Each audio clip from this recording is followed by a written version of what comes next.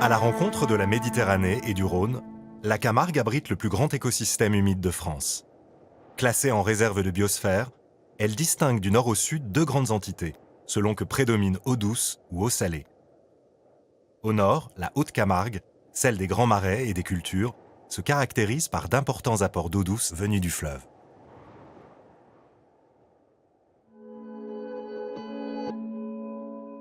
En Camargue, l'eau est un lien majeur entre les hommes et les écosystèmes.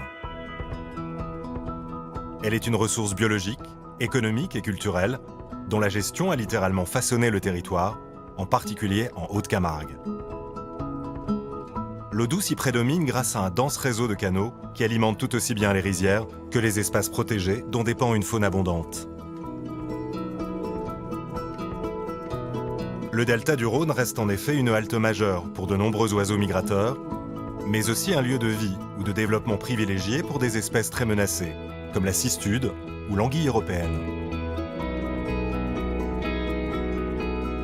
La question des pollutions aquatiques, comme celle des espèces invasives, et plus largement de l'équilibre entre activité et conservation de la nature, demeure plus que jamais au cœur du devenir de la Camargue.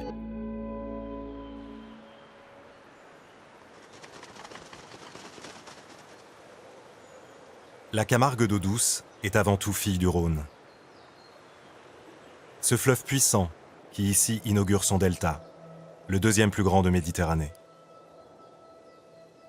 Longtemps, son cours divagua en de multiples bras, ce qui favorisait la formation d'une diversité de zones humides et d'habitats naturels, comme la forêt riveraine. Jadis, elle courait sur toute la longueur du fleuve. L'un des plus beaux vestiges en est le bois de Tourtoulin, propriété du Conservatoire du Littoral, en bordure du Grand Rhône. Inondable et exubérante, elle est dominée par le peuplier blanc et un sous-bois riche en arbustes variés.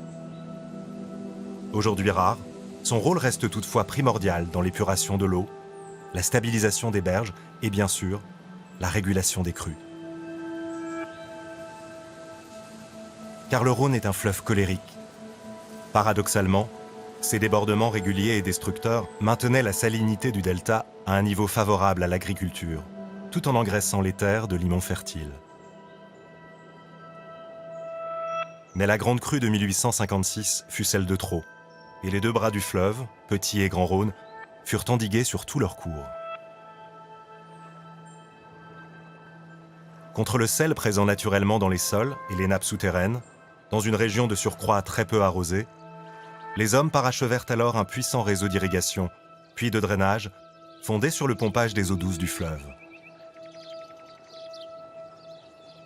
Ce maillage de plusieurs centaines de kilomètres de canaux, appelés aussi roubines localement, a dès lors marqué le paysage de la Haute-Camargue.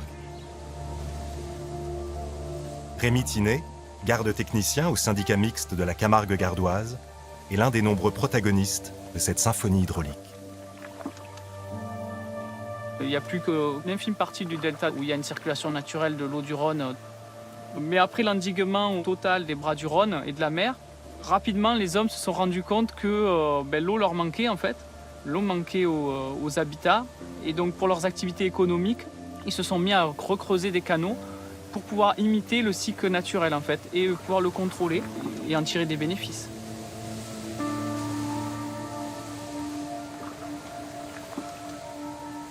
Mais c'est un décor, quoi. C'est comme dans une pièce de théâtre, on a mis le décor et puis il y a l'envers du décor. Donc là, c'est pareil. Voilà. Il y a toute une gestion qui est exercée au quotidien par beaucoup de gens, des éleveurs, des agriculteurs, des organismes protecteurs, gestionnaires d'espaces protégés, qui influent sur les paysages.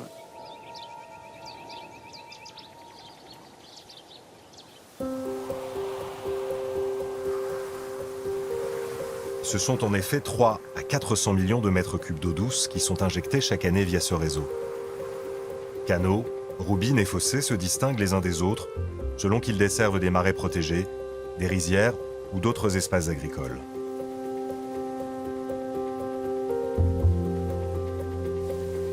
Mais partout, le maître outil de ce réseau reste la martelière. Ça, c'est un geste quotidien d'ouvrir et de fermer les martelières. Des fois, c'est pour tester si on peut avoir une action sur le milieu. On peut créer des paysages ou en faire disparaître en fonction de la gestion de l'eau qu'on exerce grâce à tout ce réseau hydraulique, ces canaux, ces portos, ces roubines, ces fossés, dont l'eau vient du Rhône au départ. En fait, là, c'est de l'eau du Rhône qui arrive en gravitaire. On est fin septembre, hein, donc c'est l'époque des crues naturelles et donc on remet en eau le marais en fait, qui était sec depuis le mois d'avril.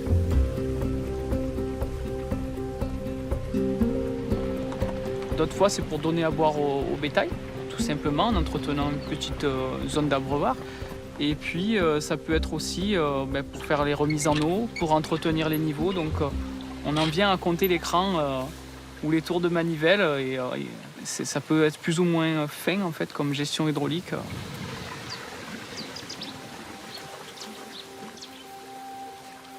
Canaux et roubines sont aussi devenus de petits écosystèmes en soi, et les vecteurs d'une biodiversité riche et variée. Ils répondent notamment à certains grands besoins pour différentes espèces, comme la reproduction, l'alimentation ou la propagation.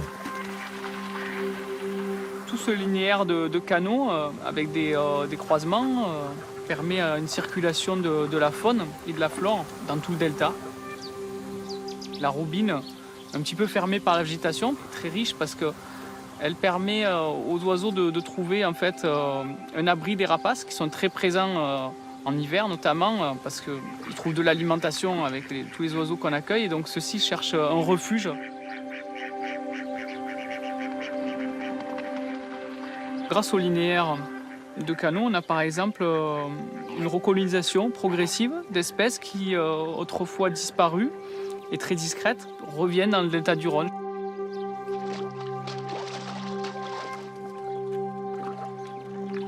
L'idée aujourd'hui est d'essayer d'optimiser la gestion de ces canaux pour se rapprocher des cycles naturels, tout en assurant la demande en eau des activités traditionnelles et des milieux. Sans l'intervention de l'homme, les paysages changeraient assez rapidement en quelques années en Camargue, c'est sûr.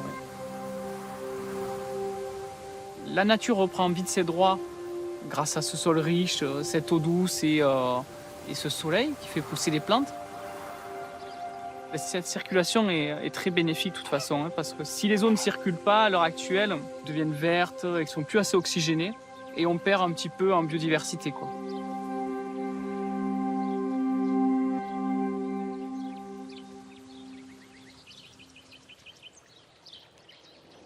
L'endiguement du delta a surtout été une aubaine pour la riziculture, une tradition multiséculaire dans la région, mais véritablement développée à partir des années 1940. C'est l'existence de ce réseau d'irrigation, utilisé au départ par la viticulture pour noyer le phylloxéra, qui précipita l'avènement du riz. Une histoire et une céréale à l'origine de la passion de Bernard Poujol, un paysan pas comme les autres. Quand la vigne a périclité et que la France a perdu ses colonies, les gouvernements français ont cherché un territoire de la métropole qui puisse porter du riz. Et il n'y avait que ce territoire qui était déjà organisé pour inonder les vignes qui pouvait accueillir le riz.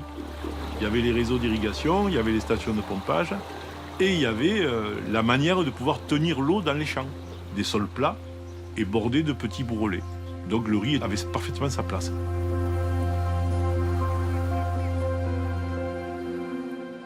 Malgré ce cadre idéal, des éléments jouaient contre le riz en Camargue. Faire pousser du riz en Camargue, c'est vachement compliqué. C'est une plante tropicale, à la base. Et là, on n'est pas sous les tropiques du tout.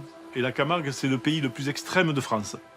Il y a toujours trop de vent, ou trop de pluie, ou trop de soleil, ou trop quelque chose. Donc, on a été obligé de chercher des variétés qui soient vraiment balèzes, quoi, très vigoureuses, très agressives.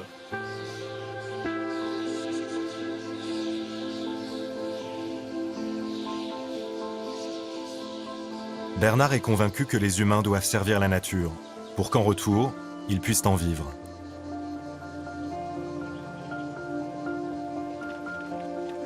En fait, la culture n'est apparue ici qu'à l'époque moderne, vraiment, donc avec tout de suite avec la chimie. Et les agriculteurs se sont emparés de ça, les engrais, les pesticides, immédiatement. Et le riz avait la réputation en bio de ne pas fonctionner. Donc c'était un véritable double défi, faire pousser cette plante déjà et la faire pousser en bio. Pour éviter qu'il se fasse concurrencer par les mauvaises herbes qui sont présentes dans le sol, on le sème sans eau. Et du coup, les mauvaises herbes aquatiques ne poussent pas, il n'y a pas d'eau. Et les flamants roses ne viennent pas, il n'y a pas d'eau. Les charançons aquatiques ne viennent pas, il n'y a pas d'eau. Puis, quand il est arrivé à un certain stade, on va l'inonder parce qu'on va lui signifier qu'il va vivre dans un milieu inondé. Il va changer de système racinaire et il va se développer différemment. 8 jours après cette mutation, quand le riz développe sa 4e feuille, Bernard sort son arme secrète. Et là, moi, je lâche les canards dans les rizières. C'est l'originalité de notre exploitation. Et les canards vont entretenir le champ de riz parce qu'ils vont avoir affaire à des mauvaises herbes qui sont toutes petites, dans un riz déjà développé. Et là, on a gagné la course-poursuite contre les mauvaises herbes puisqu'on a un temps d'avance. Et le riz qui a ce temps d'avance, et comme il est assez agressif, va pouvoir se défendre lui-même aussi, avec la complicité des canards. Cette pratique venue du Japon est pleine d'avantages. Non contents de manger les mauvaises herbes, les canards oxygènent la rizière en brassant l'eau de leurs pattes et apportent de l'engrais naturel avec leur déjection. Ils éloignent aussi les petits nuisibles. Bernard se souvient de sa première fois. De voir comment ils retrouvaient des instincts naturels simplement parce qu'ils étaient élevés dans un milieu naturel. C'était même émouvant de voir comment la nature revenait, simplement revenait.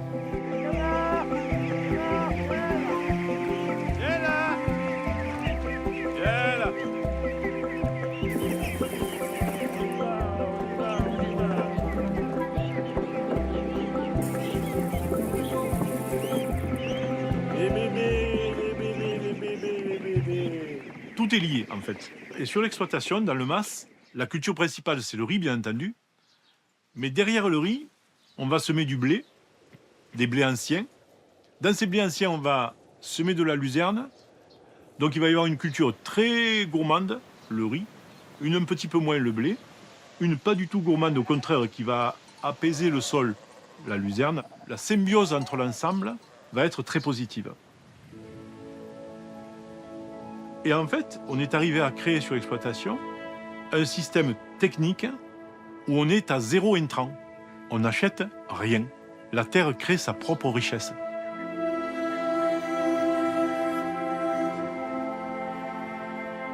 Le riziculteur s'est par ailleurs lancé un défi un peu fou, reboiser son bout de Camargue.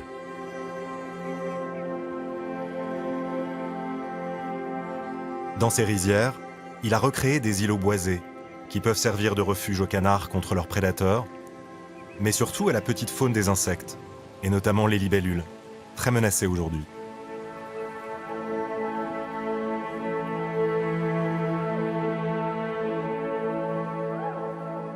Au XIXe siècle, la Camargue, du moins la Camargue haute, quand les terres sont au-dessus d'un mètre de hauteur, c'était que des arbres.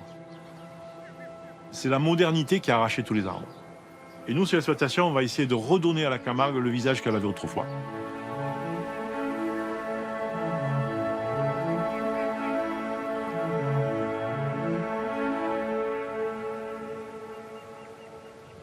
Pour le mousquetaire paysan, l'heure de la récolte sonne chaque année comme la récompense de son alliance avec la nature. Puisqu'il n'est pas prophète en son pays, bien que l'agroécologie y fasse son chemin, Bernard s'inquiète à raison de l'avenir agricole de la Camargue. Deux agricultures très différentes se développent en Camargue aujourd'hui. Une agriculture très écologique, telle que la nôtre, puisque 20% de la Camargue actuellement est passée en agriculture biologique. Et également se développe une agriculture hyper industrielle, et c'est que le profit. Quelle sera l'agriculture qui dominera dans 10 ans, j'en sais rien. J'espère que c'est la mienne, mais j'en suis pas sûr.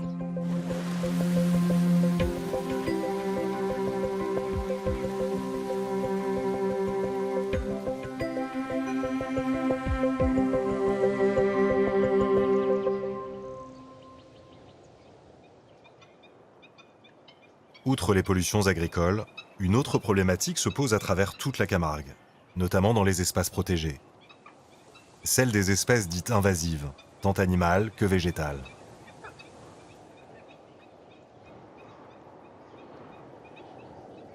À l'est du delta, entre le Grand Rhône et la plaine de la Crau, les marais du Vigaras forment l'une des grandes réserves de biodiversité de la région, essentiellement composée de milieux non salés.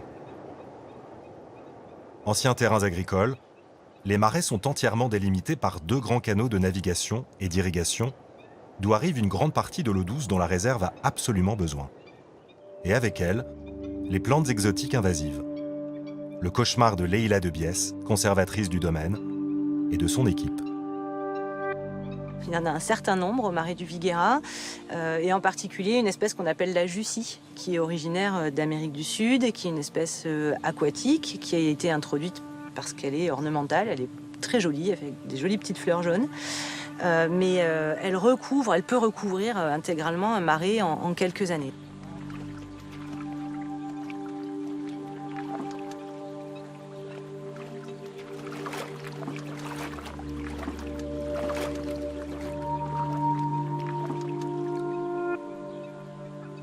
On peut considérer ça comme presque un super prédateur si on parlait d'animaux. Elle envahit le milieu et elle laisse peu de place aux autres espèces. Donc une fois qu'elle est installée, elle commence à recouvrir les bassins. Alors il n'y a plus d'espèces végétales qui se développent après. Et ensuite, c'est la faune qui disparaît aussi dans ces étangs. Christophe Pain, garde technicien, connaît bien l'envahisseuse, capable de doubler sa masse en à peine 2 semaines, et ainsi d'empêcher l'écoulement des eaux dans les canaux. Les moyens de lutte existent, mais ils sont extrêmement fastidieux. Si elle est juste au début de sa colonisation, on peut pratiquer de l'arrachage manuel. Alors c'est pratiquement brin par brin, en prenant bien les racines dans le sol, donc ça veut dire qu'on prend aussi de la vase avec. Les jussies sont composées essentiellement d'eau. Donc une fois qu'on les sort de leur milieu, au sec, elles vont sécher très rapidement, et donc ce qui permet de l'éliminer.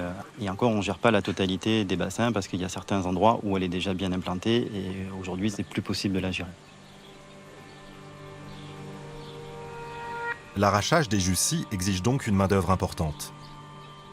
Mais la contrainte a aussi des bénéfices citoyens.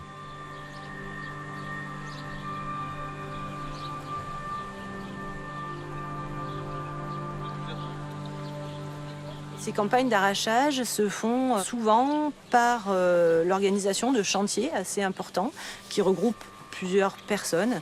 Donc il y a l'équipe des gardes du site, aidée par des bénévoles qui peuvent être des bénévoles ponctuels ou par des associations de bénévoles. Mais ces chantiers sont aussi réalisés par l'équipe en insertion professionnelle du site. Pour nous, c'est assez symbolique, c'est permettre la conservation des marais du Vigaras, la régulation de cette espèce-là, mais aussi de pouvoir mettre ensemble différentes personnes avec des objectifs complètement différents, des connaissances qui sont complètement différentes. C'est vraiment un travail collaboratif qu'on trouve intéressant à ce niveau-là.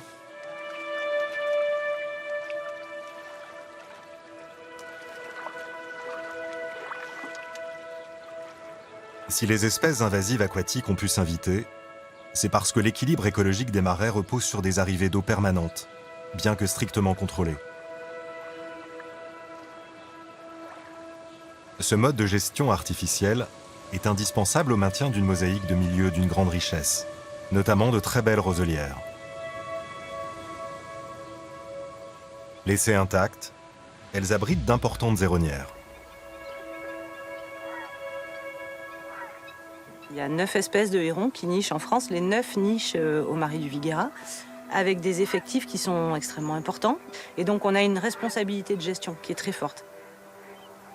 Si on faisait le choix d'arrêter la gestion hydraulique artificielle, on aurait un marais qui deviendrait très sec, ou en tout cas beaucoup plus sec. Et donc les conditions seraient plus du tout favorables à l'accueil des hérons paludicoles.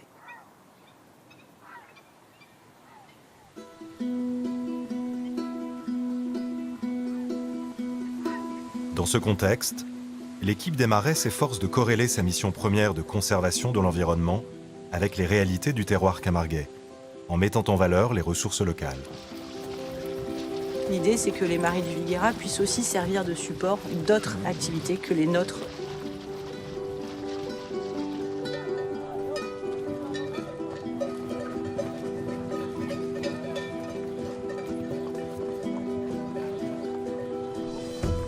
On voulait soutenir une activité agricole qui est vraiment traditionnelle, l'élevage de taureaux de très faibles effectifs, avec des pratiques qui sont vraiment particulières.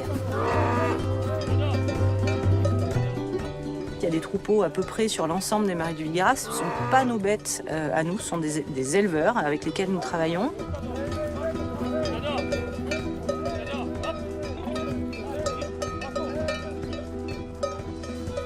Il y a des chevaux et des taureaux, des chevaux de race Camargue et des taureaux de race Camargue ou de race espagnole selon les éleveurs.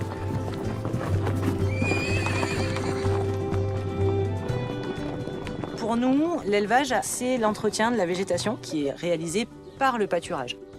Les taureaux et les chevaux sont nos tondeuses à gazon.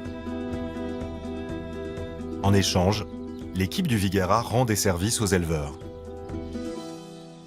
On contribue au quotidien à cette activité-là, par la surveillance des troupeaux notamment, puis par une aide apportée à des manipulations importantes, comme par exemple la sortie des bêtes en hiver. Les taureaux, les chevaux quittent le site parce que l'hiver fait qu'il y a beaucoup d'eau, les conditions sont difficiles, ils n'ont plus beaucoup à manger, etc. Donc ils vont dans d'autres terres plus hautes, souvent où ils sont nourris au foin.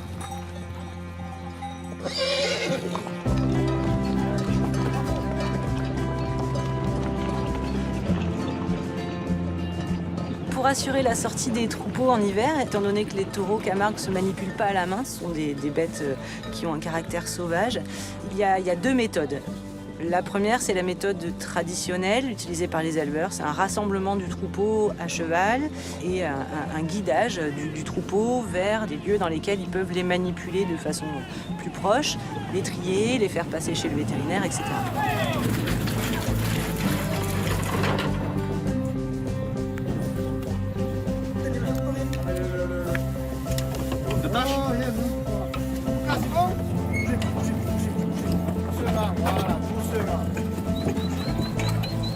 Il y a une autre méthode, celle qu'on favorise nous le plus possible, c'est une méthode par piégeage, donc dans des espaces qui sont clôturés, dans lesquels on les attire avec du foin et dans lesquels on les enferme. Donc l'hiver est consacré beaucoup à cette opération-là, qui reste assez aléatoire, hein.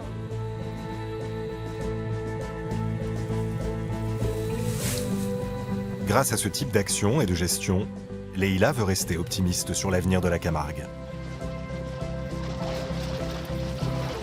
Je suis persuadée qu'on peut arriver à faire de la Camargue un lieu qui, s'il n'est pas intégralement protégé, va dans un sens de conservation. Les zones humides se raréfient, des espaces comme la Camargue, il n'y en a plus beaucoup en France. Je pense qu'on gagnerait beaucoup à avoir globalement sur le delta des pratiques compatibles.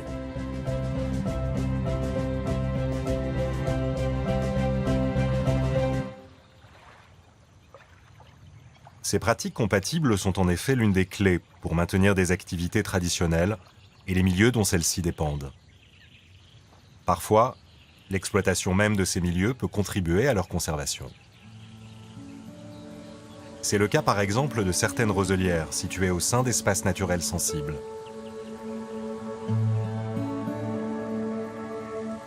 La coupe des roseaux, selon des méthodes peu agressives, aide en effet à leur régénération végétative, tout en approvisionnant une filière économique dynamique.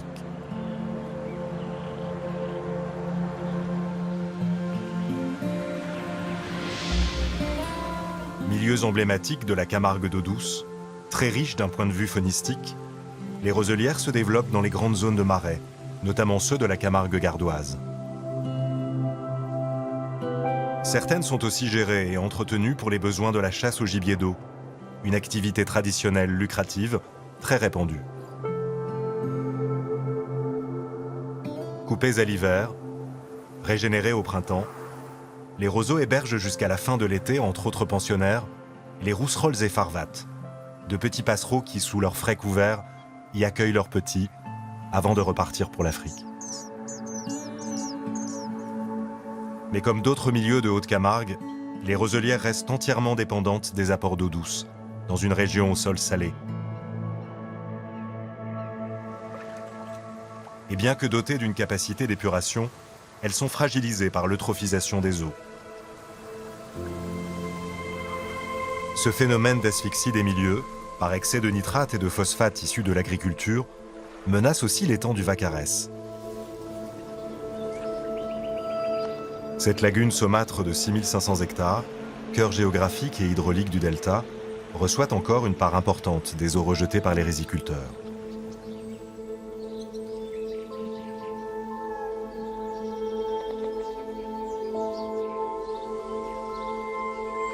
De la qualité de l'eau douce de ce réseau hydraulique dépend donc la survie de nombreuses espèces aquatiques.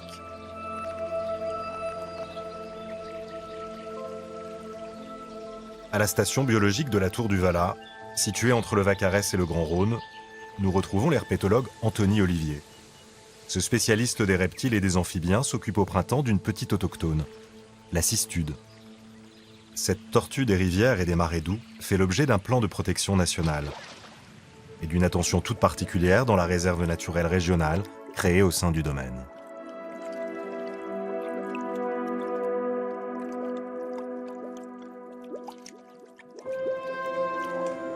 C'est une espèce qui est amphibie, c'est-à-dire que c'est une tortue qui va vivre la majorité de son temps dans l'eau, qui va sortir de l'eau tous les jours pour thermoréguler.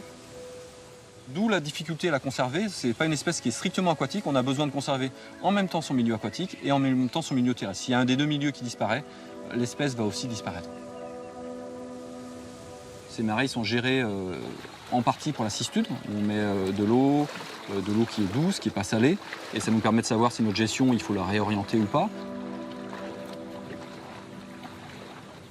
Depuis 1997, des campagnes d'études se déroulent entre les mois d'avril et d'août. Les cistudes sont d'abord capturées ou recapturées à l'aide de filets verveux. Au moins deux là. Dans le cas de la cistude, l'intérêt c'est qu'on a affaire à une espèce qu'on dit longévive, qui vit longtemps en fait, et pour lequel on a souvent des manques de connaissances sur la durée. Du fait qu'elle vit 50 ans, 60 ans, 70 ans, il y a peut-être même des individus qui pourraient atteindre une centaine d'années. On va avoir du mal à avoir des connaissances sur la démographie par exemple. Là il nous faut vraiment des jeux de données à long terme. Alors le premier mâle. L'autre aspect sur la cistude qui est vraiment important, c'est qu'on a affaire à une espèce qui est menacée, qui a vraiment en régression très très marquée dans l'ensemble de son aire de répartition. Et c'est important de pouvoir estimer quelles sont les menaces les plus lourdes pour l'espèce. Qui va être le mâle 704. L'une des principales causes de disparition, c'est la disparition des marais. Des cours d'eau qui ont été très très modifiés par l'homme au cours des 100 dernières années. En fait. Les deux, vous avez déjà capturé? Je vais regarder. Donc le mâle 704 a déjà été capturé. En effet, et le 880 a déjà été capturé. D'accord. Bon, on verra ce qu'il y a dans le prochain filet.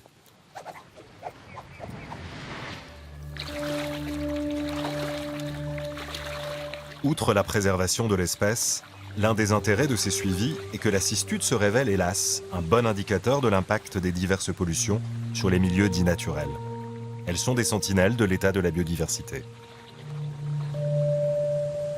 On a vraiment une image de la Camargue qui est d'immense zone naturelle très sauvage. Elle est aussi très artificielle. Par exemple, toute l'eau qu'on voit, l'immense partie de l'eau qu'on voit, a été pompée dans le Rhône. Donc le Rhône est très pollué. Donc nous, avec cette étude, on travaille avec d'autres équipes de chercheurs spécialisés en écotoxicologie. Et typiquement, on fait des prises de sang sur les cistudes. Et dedans, on va pouvoir mesurer les contaminants. Donc, on cherche des métaux lourds, on va chercher des PCB. Les PCB, des composés chimiques utilisés par l'industrie jusqu'en 1987, sont des polluants organiques persistants. On pense d'une manière globale que l'espèce pourrait être menacée par la contamination par ces molécules, mais on n'a pas de données précises. Alors, le nouveau mâle. Les individus non encore identifiés sont amenés au laboratoire, où ils seront marqués individuellement en vue d'une prochaine capture.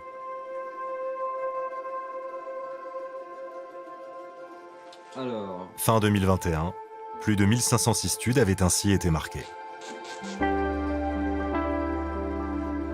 Cette étude, ça a permis d'acquérir les premières données sur la survie de l'espèce. comparer les taux de survie entre les mâles, les femelles, qui sont très très élevés.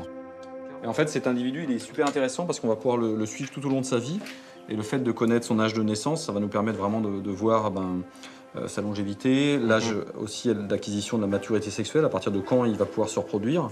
Et puis, si on fait des études en termes d'impact des contaminants chimiques, le fait d'avoir l'âge réel, ça permet de regarder s'il y a des phénomènes de bioaccumulation, par exemple. Donc, c'est l'intérêt de pouvoir suivre ces individus qui vivent très longtemps, sur du très long terme. En fait. Elle fait 38 grammes.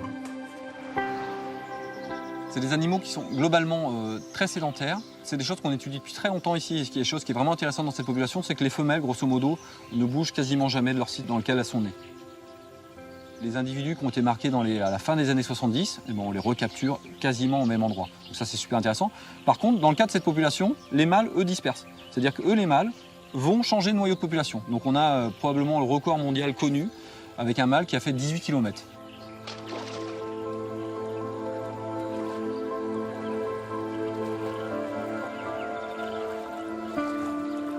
Malgré ce record et l'existence de protections diverses en Camargue et en France, amphibiens et reptiles ne sont pas à la fête.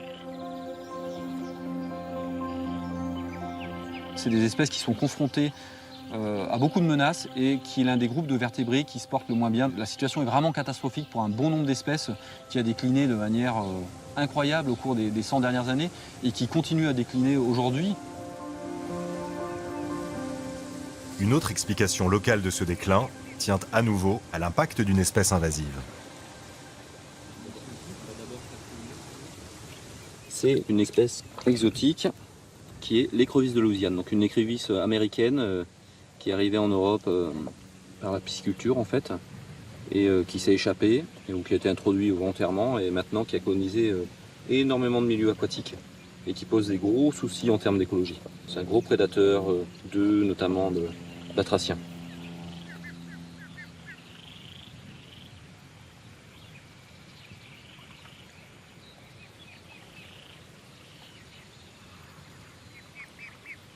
S'il est en revanche des populations qui se portent plutôt bien en Camargue, ce sont les oiseaux d'eau. Zone humide d'importance internationale pour la reproduction, l'hivernage et la migration de quelques 370 espèces, le delta du Rhône demeure la première région d'accueil en France pour l'avifaune voyageuse. Un accueil sur lequel elle peut compter au parc ornithologique du Pont de Gau, situé à l'interface entre Camargue d'eau douce et d'eau salée. Frédéric Lamoureux et sa famille y ont créé un lieu sur mesure. Ce qui est assez caractéristique ici du Pont de Gau, c'est que, pour moi je l'appelle une espèce de mini Camargue. C'est-à-dire qu'on a pratiquement tous les milieux, tous les habitats qui sont ici présents sur la réserve. Donc c'est assez fabuleux parce que ça permet d'avoir un maximum d'espèces d'oiseaux qui peuvent venir se poser ici. Les oiseaux peuvent s'alimenter, ils peuvent nicher, et puis ils ont un dérangement qui est très limité puisque c'est un espace qui est protégé. Grâce à ces conditions propices et à sa situation géographique, l'espace camarguais demeure une étape migratoire majeure, notamment au printemps. Le printemps, c'est une saison qui peut être magique parce qu'on a des tas d'oiseaux migrateurs qui sont arrivés à cheval entre la fin de l'hiver et le début du printemps. On a tous ces myriades d'oiseaux en fait, qui s'installent sur les zones de reproduction. Et puis cette année, c'est carrément extraordinaire puisque on a un taux de reproduction qui est... Enfin, tu n'as jamais vu, moi je n'avais pas vu ça depuis une bonne quinzaine d'années. On a des tas d'espèces comme les sternes, les mouettes, les avocettes, les échasses qui sont installées sur des îlots. On a des îlots sur lesquels on a plus de 600 couples installés. Donc c'est une masse d'oiseaux incroyable. On a les mouettes mélanocéphales, donc ces mouettes qui ont la tête toute noire avec ce bec très rouge. On a vu ces oiseaux arriver toutes le même jour. C'est-à-dire que 100% des mouettes qui nichent sur le parc ici cette année sont toutes arrivées un mardi, après un week-end très pluvieux. Mais c'était assez génial de voir ces oiseaux qui n'étaient pas là le lundi, tous arriver le mardi. Pour ces oiseaux, la Camargue est avant tout une halte, où ils sont assurés de trouver une nourriture abondante et très diversifiée. Quand on a 600, 700, 800 couples sur un seul îlot, de 5-6 espèces différentes, ces oiseaux-là ne sont pas forcément en compétition alimentaire puisque ils vont se disperser un peu partout. Certains vont aller pêcher en mer, d'autres vont aller manger dans les rizières plus au nord de la Camargue, d'autres vont manger dans l'étang qui est juste derrière, d'autres vont aller s'alimenter dans les canaux qui sont tout autour de nous en fait, et d'autres vont manger dans les marais.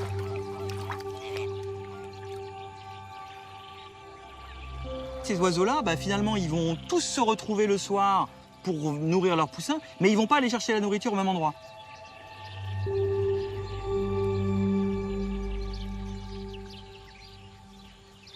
Ici, au Pont de Gau, comme partout ailleurs en Camargue, la star, c'est le flamant rose.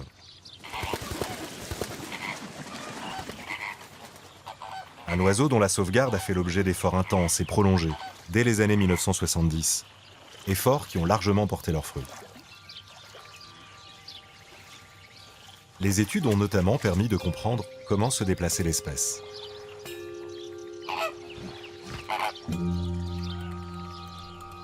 En fait, le flamand, il n'est pas vraiment migrateur. C'est un oiseau qui est extrêmement opportuniste et qui est très inféodé, donc qui est très lié en fait aux zones humides méditerranéennes. C'est-à-dire que les flamands qu'on trouve en Camargue, on va les trouver en Catalogne, on va les trouver en Andalousie, on va les trouver sur l'Afrique du Nord, on peut en trouver en Turquie, en Italie, en Sardaigne. Et en fait, la population, elle tourne en fait en rond. Et donc, on a appelé ça des oiseaux plutôt nomades ou erratiques, mais pas vraiment des oiseaux migrateurs.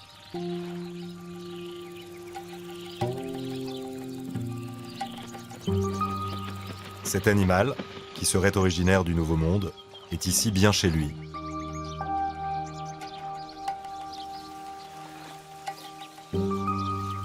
Il est aussi complètement lié à la Camargue. On peut le trouver dans les rizières, on peut le trouver dans un étang, on peut le trouver en bord de mer, on peut le trouver sur un marais d'eau douce, un marais saumâtre, un marais très salé aussi. Et puis on peut le trouver carrément dans des vasières. C'est pas de l'eau qui ressort du bec, c'est carrément de la vase. La couleur de son plumage a fait la renommée du flamand. Acquise progressivement jusqu'à la maturité sexuelle de l'oiseau, elle est due à l'oxydation de caroténoïdes qu'il trouve dans son alimentation, notamment chez de petits crustacés. Pour les dénicher, il a une arme redoutable.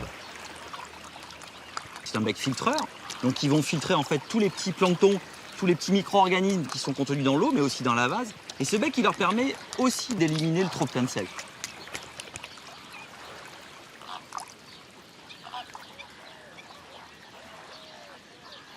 Les flamands sont aussi réputés pour leur posture parfois spectaculaire. Le plus souvent, et comme chez beaucoup d'autres oiseaux, ils se tiennent sur une patte.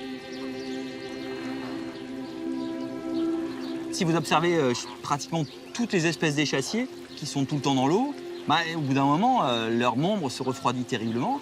Et pour un oiseau, c'est très problématique puisqu'ils ont une température du corps qui est assez élevée. Et donc, ils ont ce système de thermorégulation qui permet de réchauffer une patte tout en se maintenant l'équilibre sur une seule. C'est aussi une façon d'économiser l'énergie. Et dès qu'on a bien réchauffé, on change, tout simplement.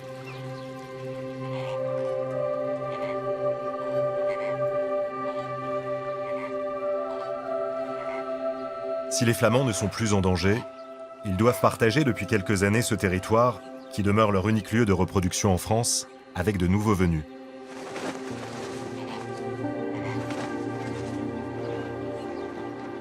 On a vu des espèces qui sont apparues il y a une dizaine d'années, quinzaine d'années, comme l'ibis falcinelle, la spatule blanche, et qui sont devenus aujourd'hui des oiseaux qui sont carrément installés en Camargue et dont la population dépasse le millier de couples.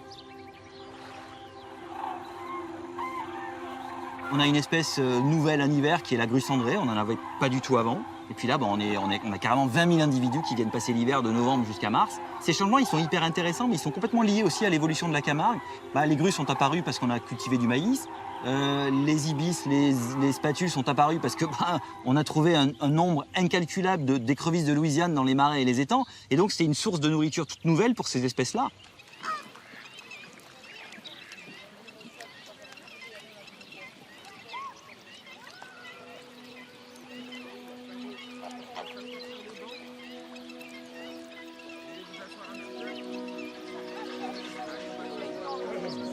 La Camargue idéale, ce serait une Camargue qui ressemble un petit peu à ce qu'on peut observer chez les oiseaux. C'est-à-dire une Camargue où on va partager le même territoire, mais où on ne va pas être en conflit parce que finalement, on n'est pas en compétition. On peut cultiver la terre, on peut élever des taureaux, des chevaux, on peut faire du tourisme, on peut pêcher, on peut aussi chasser, on peut protéger. mais on peut aussi le faire en harmonie. On ne le fait pas toujours, mais on devrait pouvoir le faire en harmonie. Partager nos connaissances, partager notre savoir, partager notre histoire aussi. Et puis arriver à avoir un objectif commun qui est de préserver cette Camargue qu'on aime tous.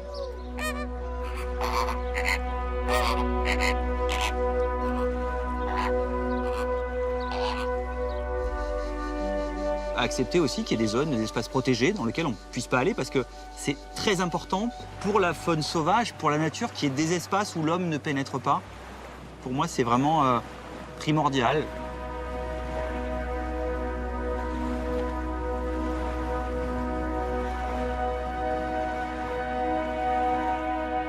La Camargue actuelle est en partie le fruit de son artificialisation par l'homme, notamment en termes de gestion de l'eau. Des milieux humides absolument remarquables s'y sont pour autant développés, qui méritent d'être durablement préservés. Le destin de la Haute-Camargue s'est en effet progressivement cristallisé autour d'une compétition pour l'eau douce, que l'homme a longtemps cru pouvoir arbitrer seulement à son avantage. Les effets du réchauffement climatique et la prise de conscience écologique contemporaine bouleversent le bien fondé et la pérennité de cette maîtrise absolue. Beaucoup d'espèces animales trouvent encore en Camargue des conditions de vie ou de repos très favorables. Mais bien d'autres sont fragilisées par des pollutions d'origines diverses et une disparition ou une fragmentation de leurs habitats. Corsetée pendant trop longtemps, la nature camargaise semble désormais exiger de reprendre un certain nombre de ses droits et qu'il revienne aux humains, cette fois-ci, de s'adapter.